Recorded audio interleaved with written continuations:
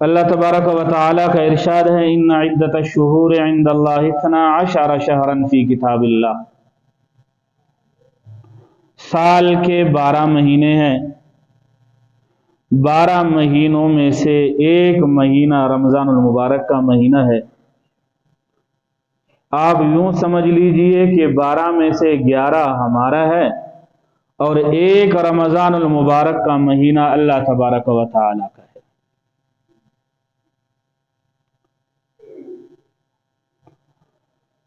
تقسیم کا تقاضا یہ ہے کہ 12 میں سے 6 ان کے اور 6 ہمارے، تقسیم کا یہی تقاضا ہوتا ہے کہ تقسیم برابر سرابر ہو، 6 اللہ تبارک و تعالی ہمیں دے دے اور 6 اپنے لیے لے لے، مگر ان کی رحمتیں تو بہت زیادہ ہے، 11 ہمیں دے دیا اور 1 اپنے لیے رکھا۔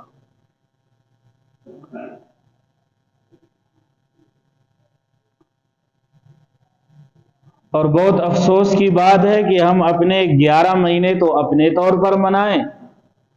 جب اس کا مہینہ آ جائے تو اس کو بھی من مرضی گزار دے، یہ بہت ظلم کی بات ہے۔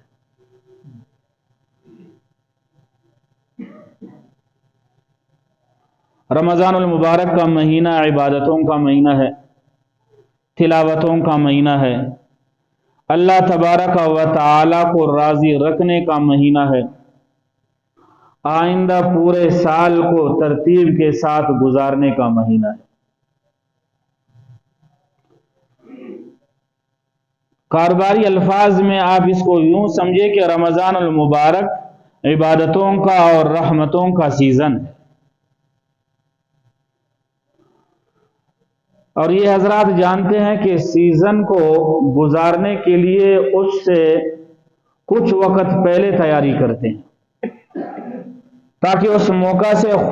خوب تر فائدہ اٹھایا جا سکے۔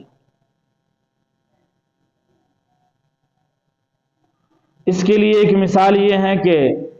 فرض کر لے بڑی عید کی تیاری ہے تو جو لوگ جانور بیچتے ہیں وہ عید سے پہلے یہ کام شروع کرتے ہیں، بلکہ مہینوں پہلے سوچتے ہیں، یہ نہیں کہ عید جب آ جائے گی تب بیڑ بکریاں لا کھڑا کر دیں گے، جو خرید لے گا اسے نفع پر دے دیں گے اور جو بچ جائیں گے اس کو واپس کر لیں گے۔ ایسا نہیں ہو، ایسے لوگ سیزن سے فائدہ نہیں اٹھا سکتے۔